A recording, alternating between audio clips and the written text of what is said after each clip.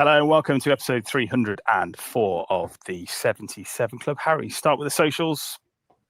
The Wolves 77 Club on Facebook and Instagram. We're also on Twitter at 77 Club Podcast. Please rate us 5 stars on Spotify and subscribe to this YouTube channel, please. Dan Bayliss is here. Hello. And Jack Williams is laughing. Hello. Nothing. I'm just going to turn my big light on. Give me 2 secs. Okay, right. Wow. This is someone else paying the bills. Right, let's then start, Harry, with Palace, because we didn't do one last week. I was at the podcast show in London learning how to do things properly, and we just ran out of time and energy and whatever else. But let's start with Palace. We didn't really know what sort of Palace side was going to turn up. Obviously, it was one that just beat Manchester City in the FA Cup final, so they were on cloud nine. We took the lead and then ballsed it up. Yeah, it was a forgettable game, really, especially a few weeks later. But the big surprise that day that I can think of now is just the amount of changes he made. I was really surprised he started Bentley in goal, and the fact he dropped Semedo and then to switch it back against Brentford and go back fully strong, well, as strong as we could be with Strand Larsen injured. I was quite surprised he did that, because I thought he had the attitude of not giving people a chance and just keep playing the best team until the end of the season to try and cement 14th. If we'd have beat Palace, we'd have cemented 14th, wouldn't we? We've ended up coming 16th. But yeah, Palace were on a high, weren't they? Sounded like a good atmosphere. I know you were there. And they deserved the win, really. It was probably the worst I've seen us defend under Vitor Pereira that game, to be honest. Agbadou probably had his worst game defensively, although he got his goal. And yeah, one to forget, especially defensively, and one to forget for Bentley as well. It didn't surprise me that he wasn't even in the squad for the Brentford game, because of the poor performance in goal.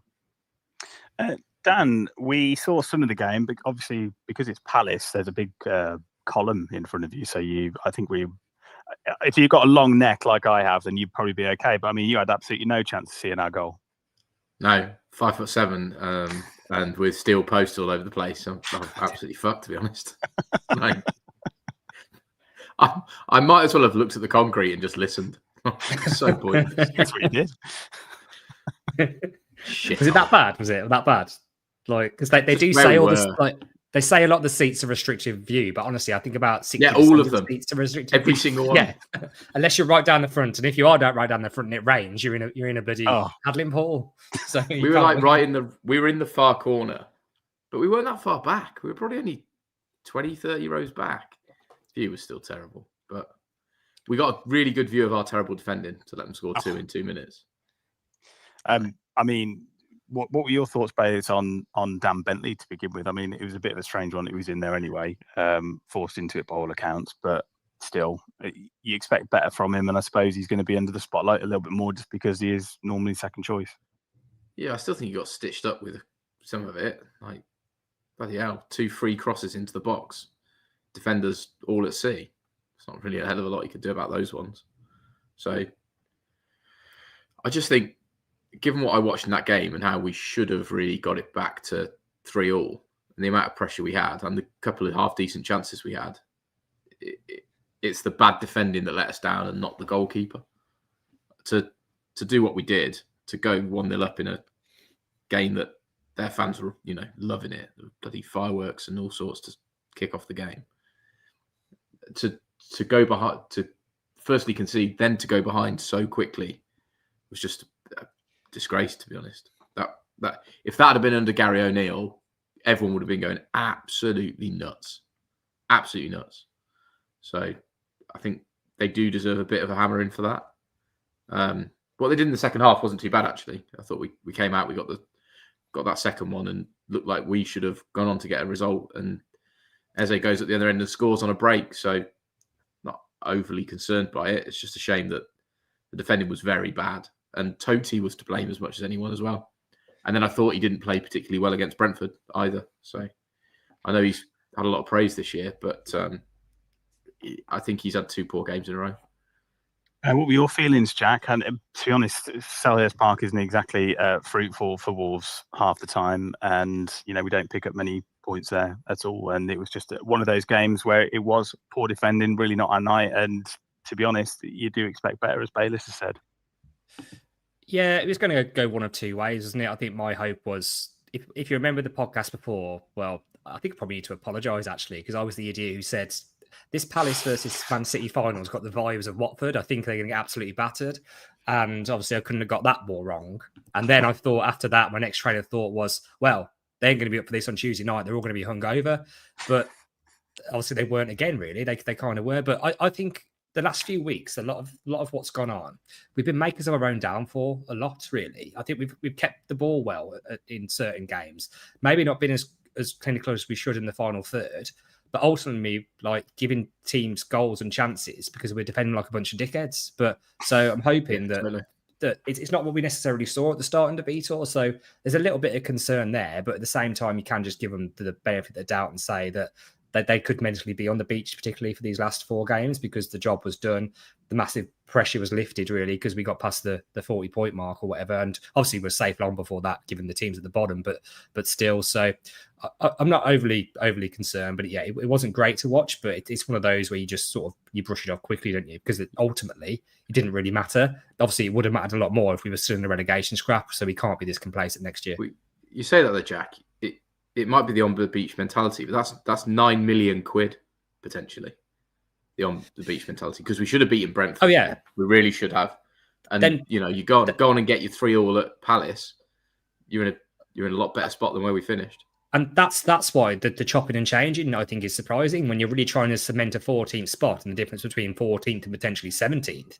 You'd think that he'd go straight away for the strongest team that he's got available, particularly when we've had a break between the last game as well, really. And the team you're playing's played at the cup final 3 days before. So, yeah, I didn't quite understand that. And yeah, it's weird that it did change back pretty much to the strongest team for Brentford. But yeah, well, I don't know, really. Harry, Max makes a point. Frustrating both games. Guedes actually makes multiple good runs, not unclever, but no confidence in finishing. And that is a pretty good dissemination of what he is at the moment. Do you think he's just being put in the shop window and hopefully to sell? I mean, you don't really see his future at Wolves, do you? No, it's always felt like, apart from a few little spells this season, I was surprised he was even playing this season, to be honest. In pre-season, he looked decent as well, but against Palace, I thought he started off okay, then I thought he was poor. Against Brentford, he was kind of lively, but again, his finishing that one was horrendous. The one of a Renault's bass, Harry. Yeah, exactly. So I personally, it's between him and Hwang who are going to leave, isn't it? And then maybe one of them will stay as some kind of backup to fill in the wide forward areas or even up front behind Strand Larsen. But yeah, I think Guedes will go.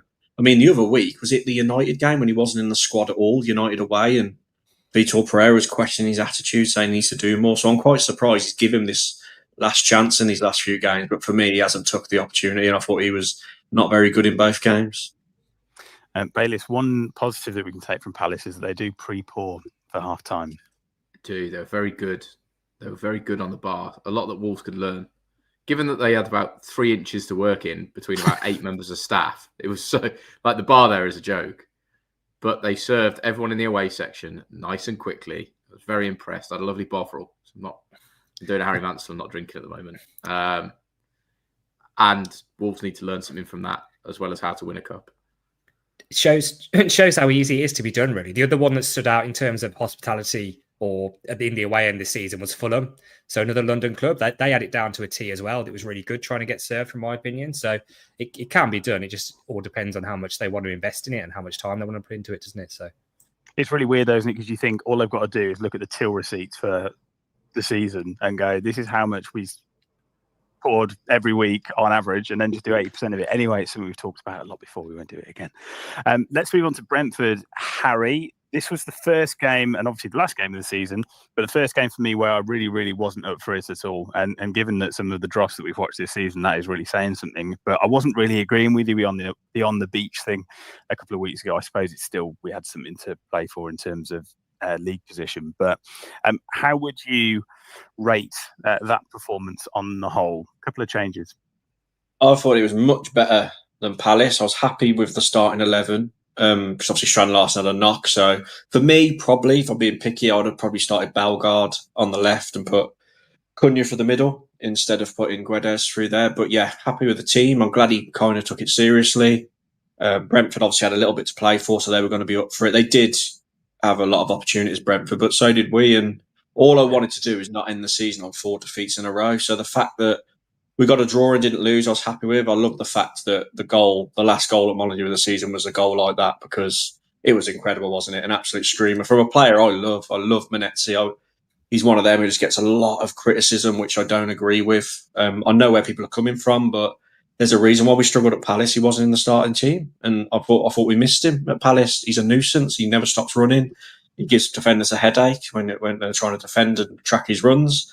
And there's a reason why we won 5 or 6 in a row with him in the starting 11. So I was so happy for him to get his goal. I thought there was some outstanding performances, and I thought João Gomez was amazing in midfield, and he thoroughly deserved his player of the season, which I know we'll get on to.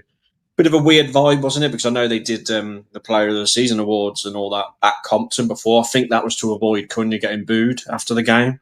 They just did the lap of honour where they usually do the awards after. So I generally think that's what it was, just to stop the awkwardness of that, because they were singing "Who the fuck are Man United," and that, weren't they, throughout the game. But yeah, on the whole, I thought it was a competitive game, a game where we went for it. It was unfortunate with results, wasn't we? We ended up coming 16th. Villa bloody losing at Old Trafford. But yeah, thought we did okay. I'm just glad we didn't end on a loss. It's one of those, isn't it? Because you didn't really want them to get Champions League football again. But there you go, levels, I suppose. Bayliss, Dan Bentley wasn't even on the bench. Tom King came on in the 91st minute for Jose Sarr. We have a goalkeeping conundrum, it seems. I know injuries are playing its part, but I think there's going to be one player on the pitch that you need to be there every game. It's the goalkeeper. Yeah, I'm not sure what's going to go on there. It's all a bit weird. But last year it looked like Sarr was going to go, and then they brought in Bentley, and then Johnson, and then King's there. It's all a bit weird with what's going on with Wolves goalkeepers. It's starting to get the feel that there's going to be a bit of a clear out, doesn't there? Looks like Semedo's going, Sarabia's gone, Cunha's going to go. I'm sure we're going to get onto this, but we will. Maybe Pereira is just having a look at his options at the moment.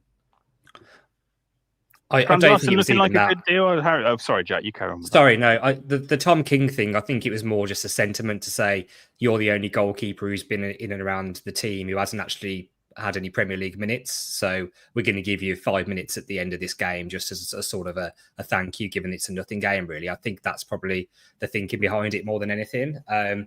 What's Sam Johnson doing? Is he like doing the washing up, or is he training with the kids, or what is he doing? He's always got a knock every week. Got a knock. Got a knock, has he? He keeps walking into doors, does he? All right, okay. Yeah. It's just like the amount of money we must be paying him, and no one's seen him since bloody November, have they? So this thing that really, really frustrates me when we go, I'm not sure whether we should keep hold of Sarabia because he's one of the highest earners, or we haven't offered Nelson Semedo enough. And you just think the amount of players that have been on the bench this season that are on decent money and haven't played and haven't been anywhere near playing, you just think, how badly have these decisions been made in the summer transfer window, Harry? It was an O'Neill decision, wasn't it? He wanted Sam Johnson because he was better with his feet. Vitor come in, said Sarr's my number one. Do you know what? In saying that, though, in that FA Cup game against Bournemouth when we lost on penalties, I thought Johnston was really good. He had the game of his life, especially in extra time. Got us to penalties, really. But yeah, he's gone. He thought he was going to be first-team goalkeeper, starting every week. That's not been the case, particularly second half of the season. So he'll be gone. And I think he's just making up excuses. And Vitor Pereira is telling little fibs in the press to leave him out the squad entirely, and keeping King and Bentley there because he probably thinks they've got more chance of sticking around for next season. Bayliss, Harry's already mentioned the Player of the Season awards were done at Compton pre-match. It was João Gomez for Fans Player of the Season and Cunha was Players Player of the Season. I don't think we've got much between us. As I say, we probably agree with João Gomez. Were you surprised that Cunha got Players Player, given that he was banned for 7 games? No, I think his colleagues just realise how exceptional he is as a footballer, and they probably look at that more than they look at the outbursts and the red cards. He is one hell of a talent, and I mean, Gomez could have got it. I thought Semedo could have got it. I thought Andre was very good, but really the standout is Cunha. Even though he's pissed all the fans off, and no one really wants us to talk about him. Jack, what do you reckon out of those two? I think it shows that whatever we've sort of been thinking of Cunha, he's obviously still very well respected in the dressing room. And obviously, when we've lost our heads with him because of his outbursts and particularly the 2 red cards, which came at really, really bad times, ultimately, I'm guessing he still must be a good person to be around in there, and he's still, got the respect of his teammates even through those difficult things. So that's a positive sign. That's a good thing for him, I think. But then again, if he wasn't leaving, would he have got more votes in the fans player of the season? I think probably. Would he have beaten Gomez? I don't know. But you can't argue with it, really, can you? I don't think, because his contributions and his goals have won us many points this season, and even there he was even shining through under O'Neill before we turned the corner as a team. He was the one carrying us really as an individual, so I don't think you can really moan at it, and I think the team obviously respect him for that. Go on, Harry. Yeah, if you took out every single Matheus Cunha goal this season, we'd be on 29 points. So we'd still stayed up. That's how bad. That's how bad.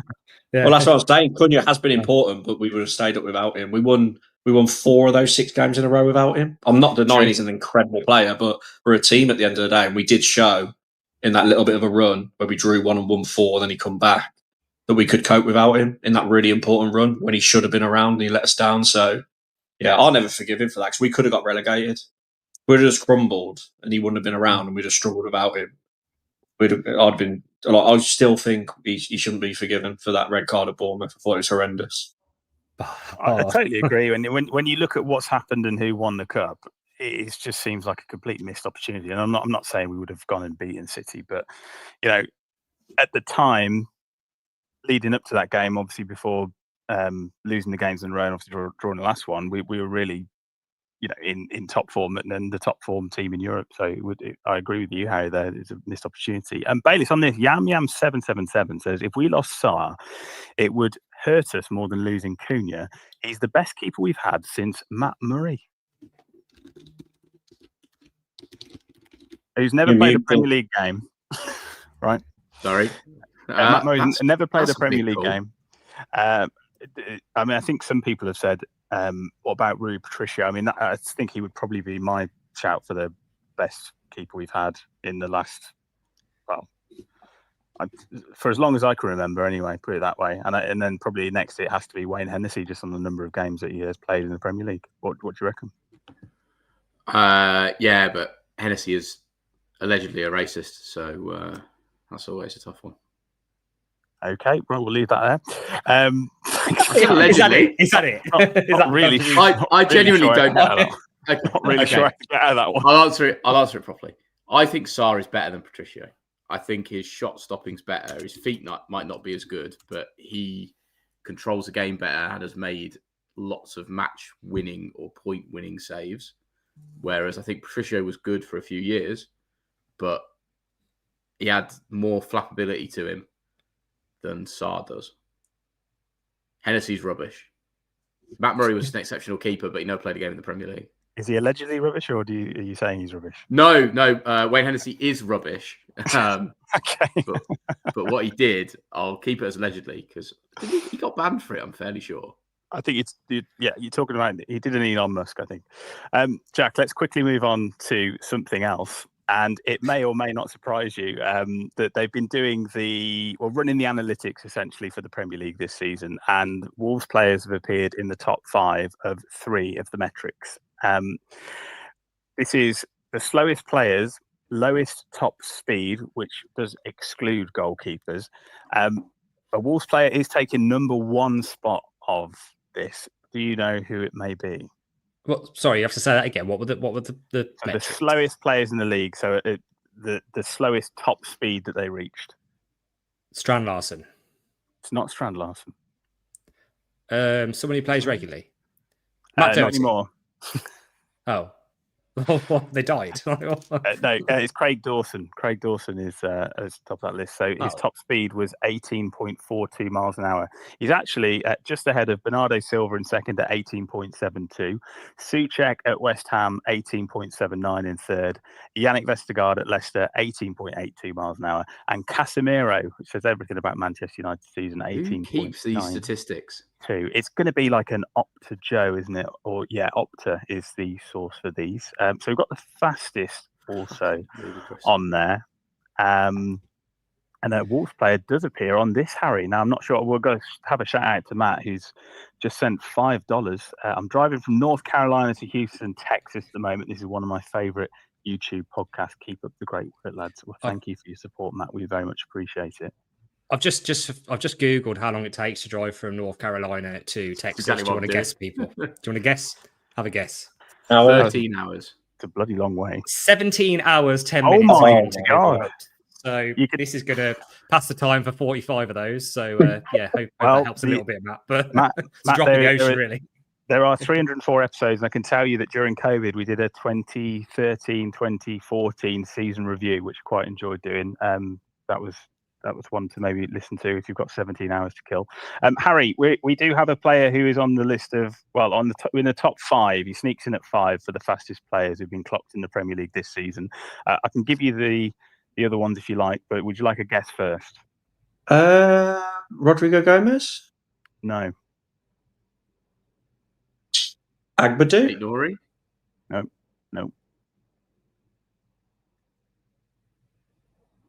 Carlos Forbes is who we're looking for. I mean, he is quick. Again, hasn't played that much. I'm not really sure why. I really did like him when he come on and had a couple of cameos. Do you think O'Neill? Are they doing that like by averages? Because if he just comes on for 10 minutes at the end and all he has to do is run as quickly as he can down the wing a couple of times, is that skewing it a little bit? Or is you've got to hit the top speed basically. Yeah. So it's not like an out you've averaged certain, but he clocks in at 22.72 miles an hour, which is pretty quick. And Mbeumo obviously scored against Wolves at the weekend, 22.76. Anthony Elanga at Forest, 22.78 miles an hour. Weirdly, in second, Mateus Nunes at 22.82, but at the top is Tottenham's Mickey van der Ven at just over 23 miles an hour. So what was their speed? That was all in miles an hour. Yeah, what was the highest one? 23.07 miles an hour. Mad. Sorry, I had a Google just because I was like, that. I don't know if that's quick or whether that's slow or where that sits in other sports. Usain Bolt's world record 100 meters was 23.71 miles per hour. Bloody hell. That's impressive. Wow. I mean, it's on Wikipedia, so it could be a lie. But he was running that for probably 80 of those meters, where they're probably clocked at doing it for 5 meters, aren't they? If you get what I mean. Yeah, but also then running around for 90 minutes. Yeah. In some of these cases. Now we know who's going to top this list, but I'm going to ask it anyway to Harry. Who has topped the Premier League walkers? So the biggest walkers, the most time spent walking, again excluding goalkeepers. Who's come top, Harry, do you reckon? It's Cunha and Van Dijk are the top 2, I know that, but the rest I can't remember. Murillo at Nottingham Forest in third has spent 74.3% of your time walking. Traor's not on there, but Ezri Konsa at Villa, 74.2%, and Ola Aina at Forest at 73.8%. So lots of walkers in there. Don't tell Gary Lineker. The Walking Dead. That's pretty much. Let's go on to our pre-season predictions. I'm going to hand over to Harry now because he has painstakingly listened through the beginning of season podcast when we were full of the hopes of summer or along those lines potentially. Yeah. Apparently we got some right. Apparently we've had some howlers, but Harry has the breakdown. Yeah, it's fun. We should have read these out before we read out. Obviously, everyone knows what the actual awards were and how we've done, but it'd been funny to read these out before for the comedy aspect towards it. But yeah, on the actual podcast, it was only me, Bayliss, and Sam. Jack did send in his predictions, though. Just for context, we did this podcast just after our last friendly. So if you remember, I'm just saying this now just to back myself up, really. If you remember, Rodrigo Gomez was in fire in pre-season, just to cover our tracks. You don't get to furnish your terrible. Yeah. So top goal scorer predictions. Let's go back and forth. So Jack said for top goal scorer, Mateus Cunha. So ding. Good 1 start. in 1. Downhill from here. Samuel Cook said Hwang Hee-chan. Oh my God, that's a howler. That's a howler. Daniel Bayliss said Hwang Hee-chan. Wow. You've got to remember though, Bayliss, we've got some howlers here. I think he scored like 13 quite the year well before. last year. Yeah, he did well the season before, so that's what we were all thinking. Harry Mansell said Rodrigo Gomez. He was playing like as one of the wide forwards in pre-season, if you remember. He scored 3 goals, I think. Top assists. Jack said Rodrigo Gomez because he was probably thinking the same thing I was thinking. Sam also said Rodrigo Gomez. For top God, assist. I didn't think I'd said it. Oh. No. Bayliss went a bit left field. He said João Gomez for top assist. And I said Mateus Cunha, who actually got the most assists for Wolves this season. That's the question. Was it Cunha? I think it's Ait-Nouri. Oh, he could be 8. He only got 4. Oh, they got 7, didn't he? He could be Ait-Nouri, yeah. I think it's him. Or Bellegarde. If someone can Google that and put it in our comments because we're so bad. Someone who actually got the top assist rules. Obviously, we know Cunha. Apparently, this is just off Google. Ait-Nouri and Bellegarde are tied with 7. Oh, I'm not sure if that's so. Yeah, go. With players of the season that we predicted, that we think Jack says Cunha, so that's probably half right. You got player, and he, like we say, he probably would have got supporters player if he weren't a dickhead. Sam said Semedo. He won players player the year before, didn't he? I think. Bayliss said Mario Lemina. Oh, that is the biggest howler so far, Dan. You're winning. I didn't know he was going to have a mental breakdown halfway through the season. You couldn't have been more wrong. He won it the previous year. He won it last season, didn't he? Yeah, no, he did. Yeah, he did. The Bayliss was being lazy, basically. And I said João Gomez. So I actually got that one right. Oh, right. Ding, ding, ding. Dark horse of the season. Jack said Mosquera, which, to be fair, for his injury. That was right. That would have been right. I would agree. Yeah. I'd agree. Dark horse. Sam said Who did I say? Sam also said Mosquera. Oh, right, okay. Yeah, because he did well in pre-season, didn't he, to be fair, if you remember. He did. And then he played really well for the first 5 games, didn't he, before his injury.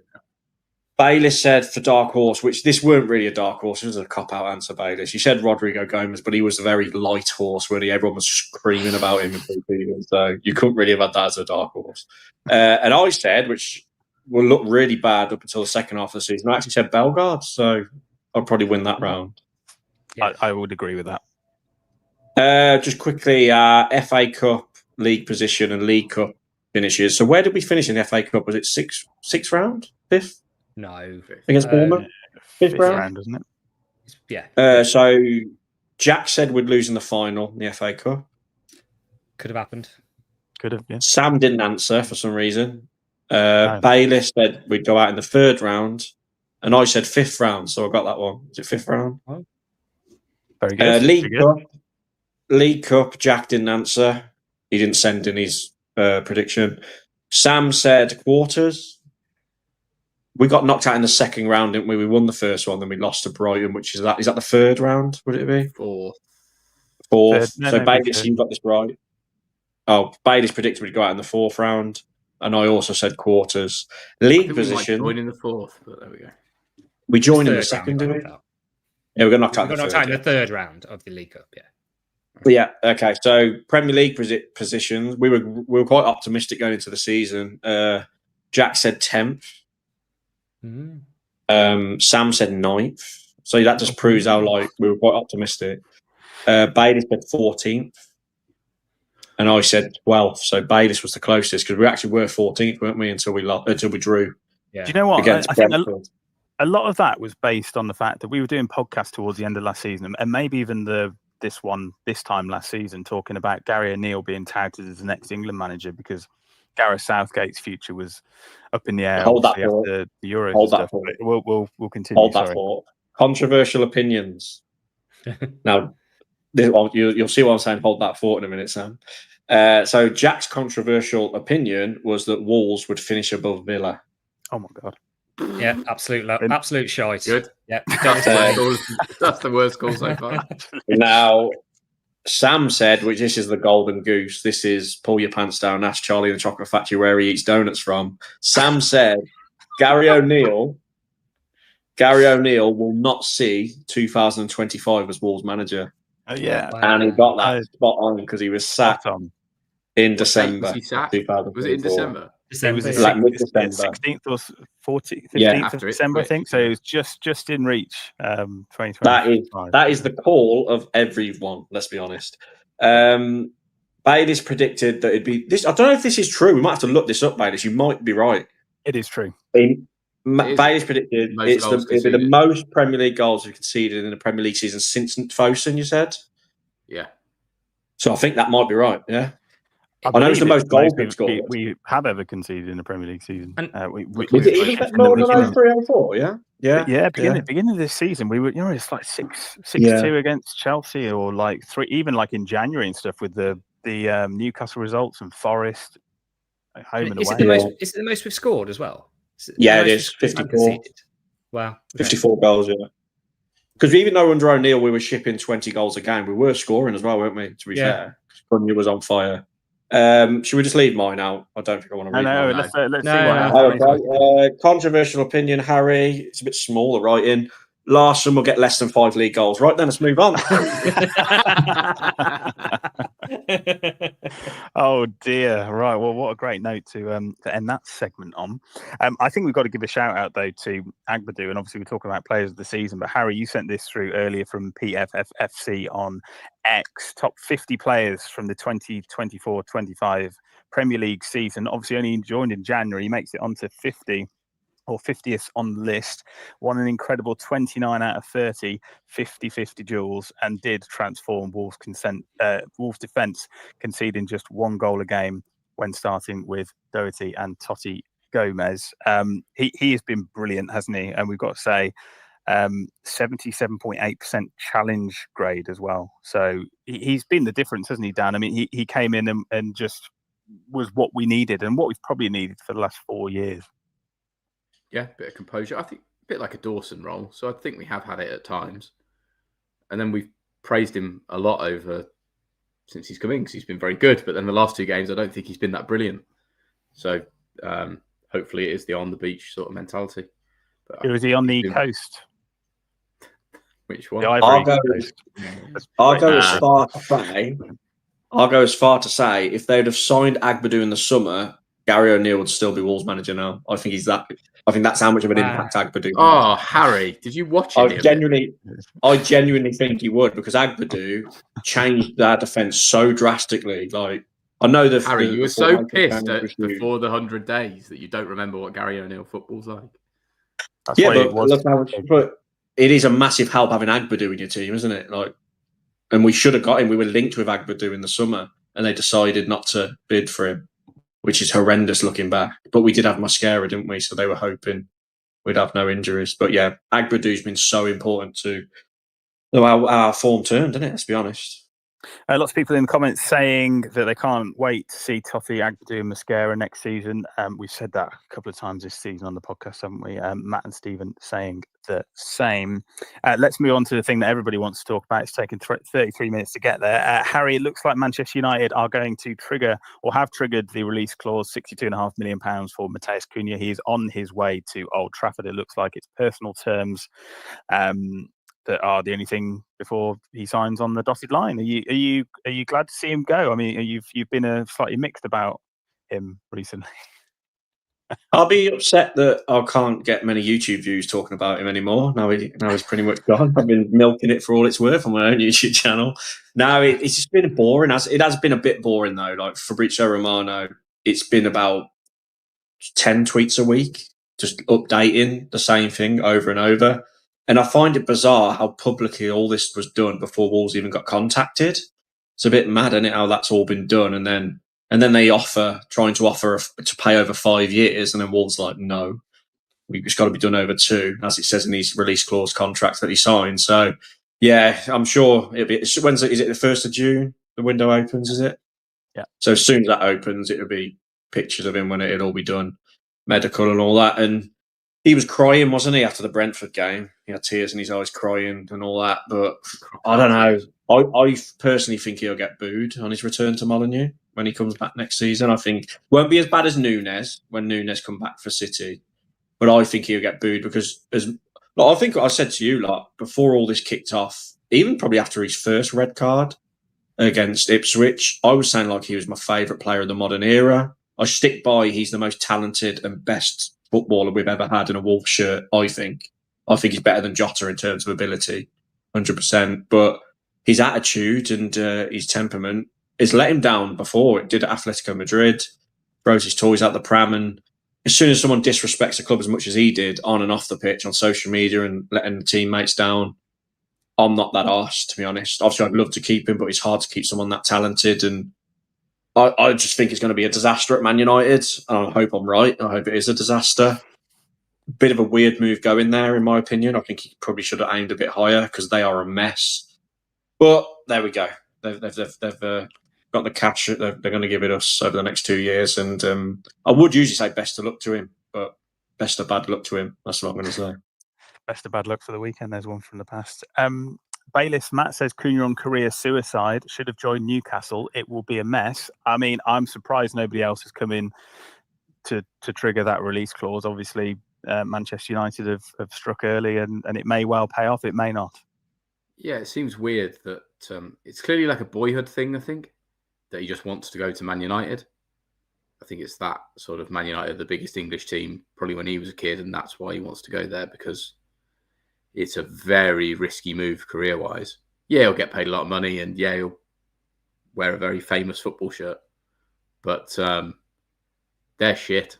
So he's got... Yam 777 says skip to Christmas when he's sitting on the bench. United are 15th with no manager and Johnny Evans and Lindelof at the back. Matt says he disrespected us. He should have kept that quiet. That's why Neves is class. Max says, I totally agree with you, Max. He's scoring a brace against us, isn't he? I would have thought so. That's just the way it is. Jack, what are your thoughts on Matheus Cunha? I mean, sort of not the ugliest way to leave in the world. It's not like he's going to marry Lamina or anything like that. Not great. And I think Wolves fans would have a lot more patience for it if he was going to Liverpool or to Man City or to Real Madrid. But it's kind of, he's going to a team that finished on the same amount of points as this season and were absolutely pathetic in the Europa League final. Yeah. So is it really that much of a step forward? In terms of status, in terms of wages, yes, it is. But it's one of those, I was saying to one of my friends who supports Man United that he's got a lot of talent. He's obviously after the money, and he's got at times a terrible attitude, so he'll probably fit in really well there. It's probably exactly what they're after. That's exactly what they want. So you can true. get paid 200 grand a week for absolutely dross performances in the ground that's falling down. There you go. It's good work if you can get it. So I'm sick of hearing about it, to be honest. I've had enough of it. Just get him gone.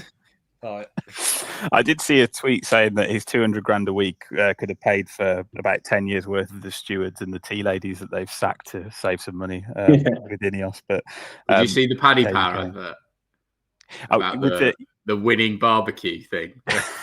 He was getting cocktail sausages and cutting them in half. They've had some absolute Bobby Dazzlers, haven't they, Paddy Power? Like putting the tea bags on the washing line to dry out and use again is a particularly good one. But he does leave us 92 appearances in total, so just shy of that 100 mark, and 33 goals. Not a bad return considering in some of the situations we've been in since he joined, actually. Let's move on to other people. Harry Fabio Silva has been talking about his future, saying, I don't think this is something I think about. It's for my manager and for the people around me. It's not the most important. The most important thing for me is the under-21s national team, who's with at the moment. The rest, transfers, will I stay or where will I go? Not really the most important thing I'm thinking about at the moment. I would have thought, be on his way. Do you think we're going to get around the 12 to 15 million mark if we're lucky? Yeah, probably. And I read them quotes somewhere. I'm sure he said something like, "If I'm up Wolves, then so be it. I'll do my best." I thought it was quite a good answer from the quote I read. And in years gone by, when he's been asked when he's been on loan, he's like, "Yeah, basically, I want to go.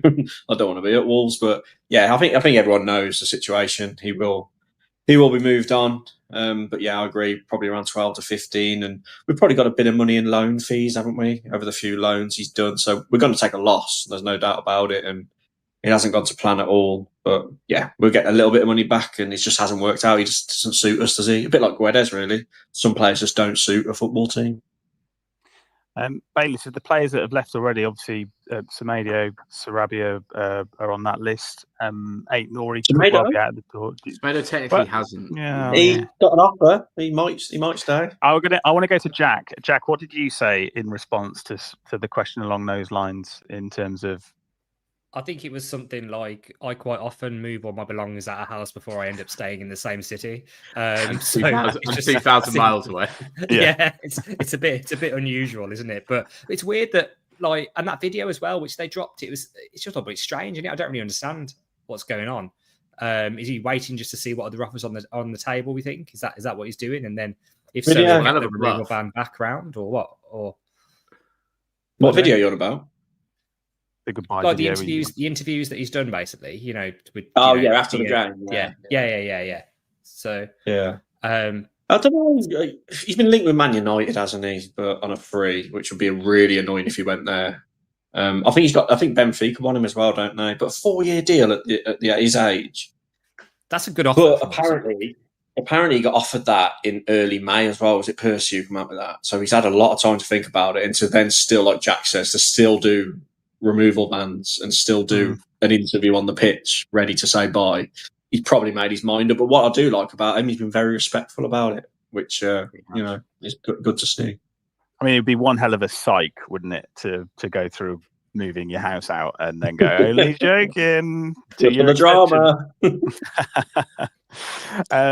Let's have a look at Sarabia will be gone, I think, and it's probably he was brought in to do a job, and that's that.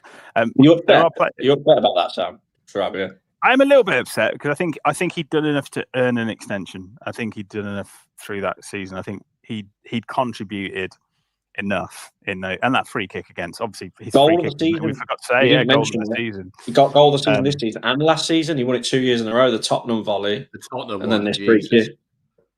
Great moments, but not consistent enough. But did you see his interview? His quote saying that, like, he come out with a bit of a never, saying he'd be a fan for life and he loves how the city took him. I was like, bloody hell, where was this like energy when you were here?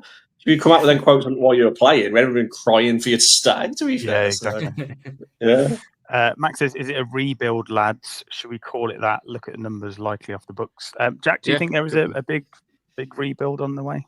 I wouldn't go as far as saying a complete rebuild, I don't think. I think that does ultimately depend on how many we hold on to. If we lose Ait-Nouri, Semedo, one of Andre and Gomez and Cunha, then you could argue yes. But the one thing that's given me a little bit of confidence is the fact that just how right they got the transfers in January. Like, they seem to have come through really well. And particularly Agbadou and Manetzi, I know we haven't seen too much of Giga yet, really. They're better than the players that we've got on in and around the team and on the bench. So if we're looking for a clear out, you were speaking earlier about Guedes and Hwang, who do we keep? I want them both gone, to be honest. Like, I think that's the area that we really need to improve in, particularly if we're losing Cunha. We need to reinvest that money in players that can actually contribute in the final third of the pitch and not just be making up the numbers on the bench, really. So it's not quite a full rebuild, but I think there is a little bit of excitement there to be had about who we get in, particularly if we do the right thing with the money we're going to get from the one or two players that go. So be interesting to see what happens, Harry, because we've obviously got players in there that are the sort of young and hungry mould. Obviously, Moipiu hasn't played minutes and is still very young. Pedro Lima seems to be in and out and a bit hot and cold. So there are these younger players. Hugo Bueno probably falls into that category as well. Rodrigo Gomez waiting in the wings and potentially, do you think they'll be coming in next season and taking their chance? But yeah, like I think Jack said it in previous weeks, though, when you're losing, like Cunha, Sarabia, potentially Ait-Nouri to City's the latest rumour, and Semedo. Yeah, so Rodrigo Gomez, I love him. You know how much I love Rodrigo Gomez, but is he quite ready? I think the Palace game, he struggled, didn't he? He struggled a lot at right wing back at Palace, but he's had some good performances as well. When he has started away at Leicester, got a goal, didn't he, in that big game in the 3-0 win away. Obviously got the goal when he come on at home too, but Pedro Lima still very young. I don't think he's even turned 20 yet. Hugo Bueno, I think he'd do a job at left wing back, but we do need to make some solid signings if we do lose all of them, because it's so hard to replace Ait-Nouri and Semedo. And I think I think Ait-Nouri's going. We spoke about it last podcast, didn't we? Him changing his agency, and when Man City are coming knocking and inquiring about him, that just proves what the top boys think about him. So he will be gone. But yeah, it's hard because like Giga as well. I thought he struggled at Palace. He got pulled off at half time. He's probably still got a few years until he's ready. He's only 22 at the moment. Moypugh, as you say, we don't even know what he's like really. We know he's a left-footed centre half. That's about it. Alfie Pond, is he going to come into the fold as a homegrown? He'll tick the homegrown category, but we've got Mosquera to come back. Will we sign another defender? We're linked with a few, aren't we? That Argentinian, is it Thiago Silveiro? Yeah, apparently there's no truth in that. Yeah, I've seen that come up again today, though. They've offered again, haven't they, for him? 8 million for his release clause, €8 million. So apparently we've offered again 5. I don't know why they just offer the 8, but the Brazilian recruitment thing is the right way to go. Look at what we've had so far. Andre Gomez, yeah, he's done well for us, hasn't it? We've got Enzo Gonzalez to come back as well. I know he's had a really bad injury. So Mateus Mane, he come off the bench, didn't he, the other week? He might, but he's still very young. I don't know. We've got what I'm trying to get at is we've got to sign some ready-made players like Menezzi, like Agbadou. We've got to sign a few of them because of the players we're losing. Bailey, so a couple of players in there that are sort of at the other end of their career. Sasha Kalajic, the human beanpole, is obviously part of that conversation. Do you think his Wolves days are done, or do you think he maybe has a part to play? His goal per minute ratio for Wolves actually isn't too bad. He played about 8 minutes. Yeah, he's got about 3 goals. Yeah, 3 goals in 15. I mean, can he even walk? He's done 2 ACLs in the space of a short period, and no one's seen light of day from him. So I don't know. He probably will go through. They can't see the light of day when he's around because he's just stood in front of the sun. But I'll take your point. Yeah, I think he will get a pre-season just because of the money we've spent trying to get him fit again. So if he goes, he'll probably go in January. Tommy Doyle and Boubacar Traore, do they have a future with Wolves?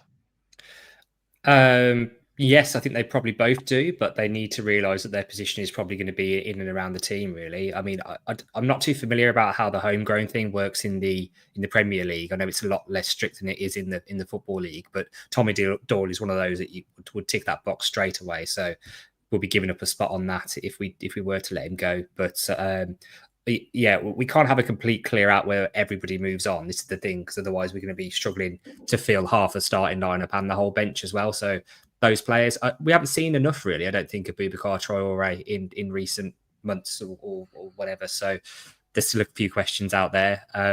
But yeah, it just depends on whether they want to stay or not, because I think Tommy Doyle might be the sort who probably wants to move on and get first team football, because he was probably under the impression that he might have been getting that when he came. And now with Andre and Gomez, he's got no real chance, has he? He'd be good for a promoted side or a half decent championship side, but he's not of the quality, unfortunately. He's had his chance.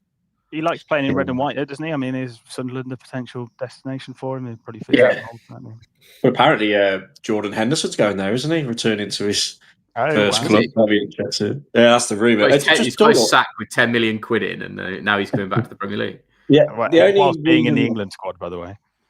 The only reason why I think Doyle would say is what Jack referred to, the homegrown thing, because our homegrown players, 3 of them bloody goalkeepers, is Sam Johnston, Tom King, Dan Bentley. All right. Then it's Tommy Doyle, obviously. Craig Dawson was one, but we banished him. So the rule is we're only allowed 17 non-homegrown, aren't we? And then you can have 25, so you can have 8 homegrown. And I think when we registered the squad just after January, because I did a video on it, I think we've only got 5 or 6 at the moment registered. So that's a squad of, was it 24, 23? I think it was a 23-man squad, so we had 5 homegrown. It was Dawson, Tom King, Sam Johnston, Dan Bentley, and Tommy Doyle. I think that was it. So that's the thing we've really got to look at.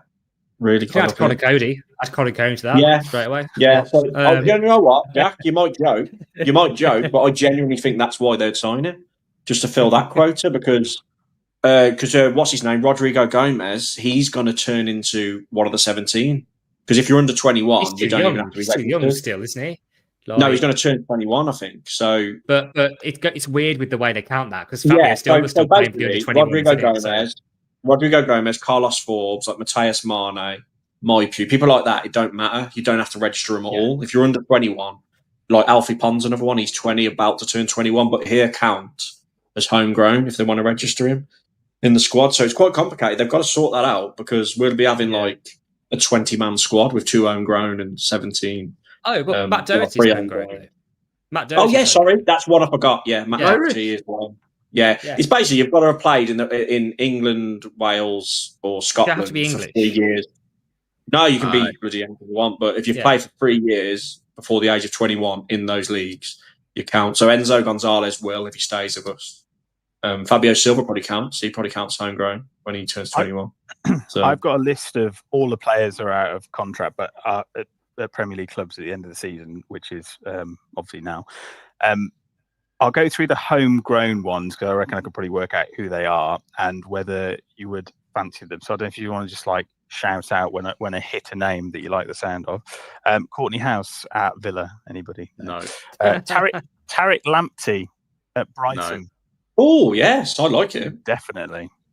Yes. Dominic Calvert-Lewin. Yeah. Ooh, chicken legs, though. What happened? Seamus Coleman. Yeah. 48 now, is he? Right. Yeah. Ashley Young. Ashley Old. No. Tom Kearney at Fulham.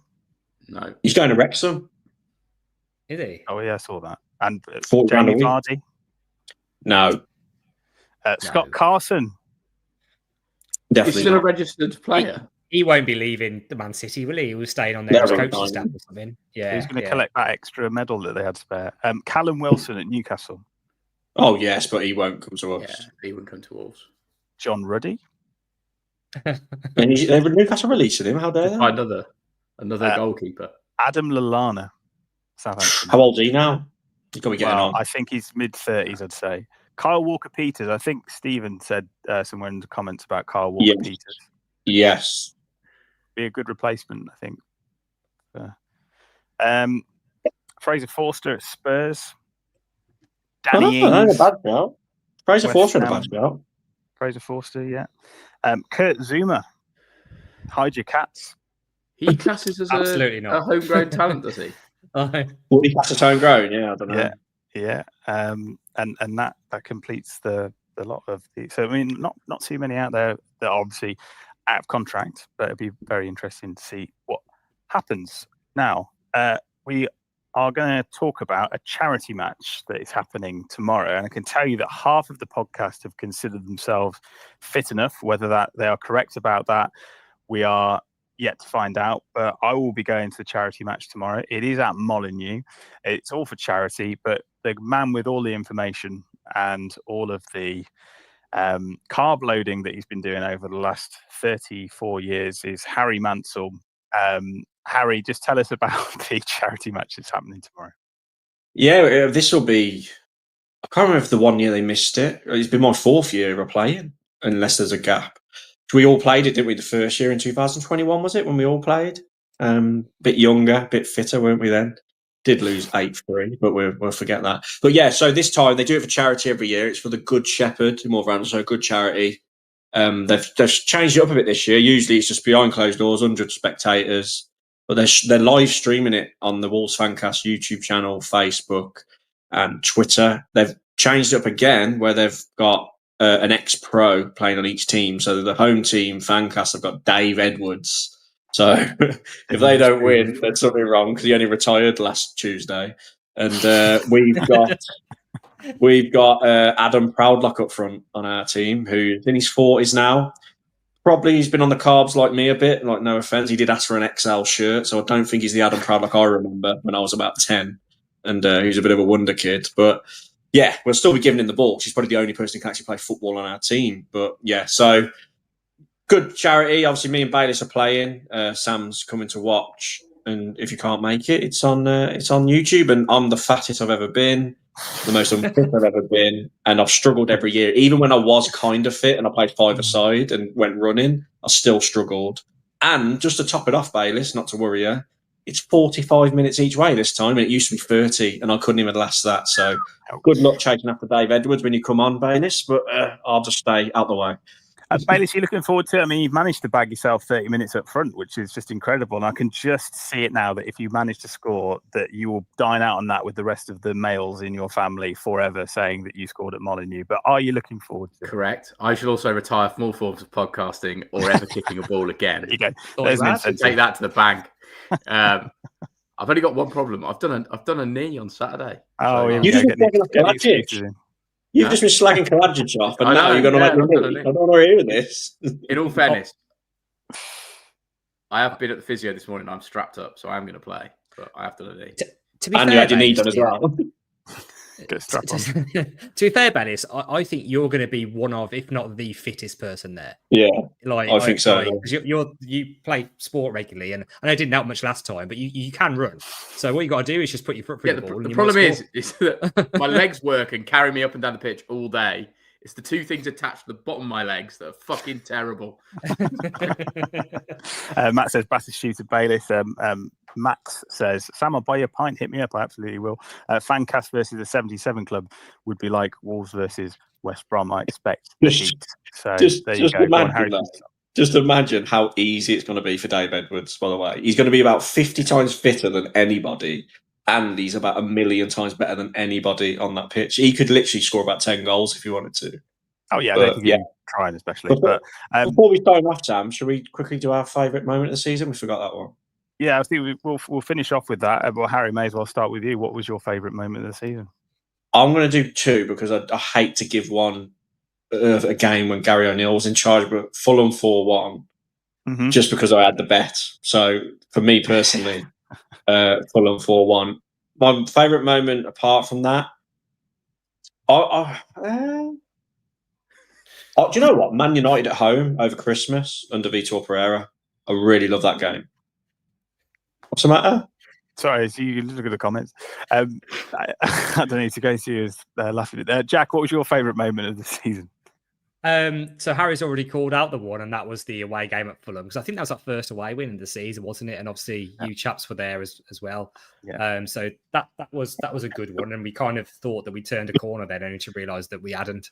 So that was fun. In terms of other stuff, I think maybe like the Leicester game sticks in my mind. Gave Vitor's first game, but also the Man United home game over Christmas was a big one. So I think I'll probably pick the Man United. Well, the double over Man United, you got to take that, and you really that's probably the top moment. Yeah. And the manner in which the away goal was the clincher for that. Yeah. I'd probably go for Villa at home. That was very, very enjoyable. Bayless, finish us off. Oh, mine probably is Fulham away. I think that's the best I've seen us play this year, and we had a nice day out. It was the best hospitality, I have to say. Pulled out the bag there. Right, so let's leave with Lee's question, which is question for Harry. My wife wants to know how big your penis is. No. Okay. We'll leave that for another season. Thank you for listening this season. It's been an absolute pleasure having you along the way. It has been a real roller coaster this year. Couple of managers, thousands of pounds spent on tickets, travel, and everything else in between. So we will wish you luck as we go into the summer, and we will catch you for our preview of the 25-2026 season, which will be some point towards the end of July or August, I would have thought. But we'll say goodbye to Harry Mansell. 4 inches. Goodbye. That's on a hot day. Dan Bayless. Well, I can't follow that. 3 inches. Have a nice summer. And Jack Williams. Yeah, thanks for listening this season. Obviously, it's been an up and down one, but obviously it really is appreciated. And yeah, we'll see you. Maybe if something big happens, we might drop an impromptu one in the summer, or we'll see, but probably not. Probably see you in August. Ta-ra. And it's a goodbye from me. Goodbye.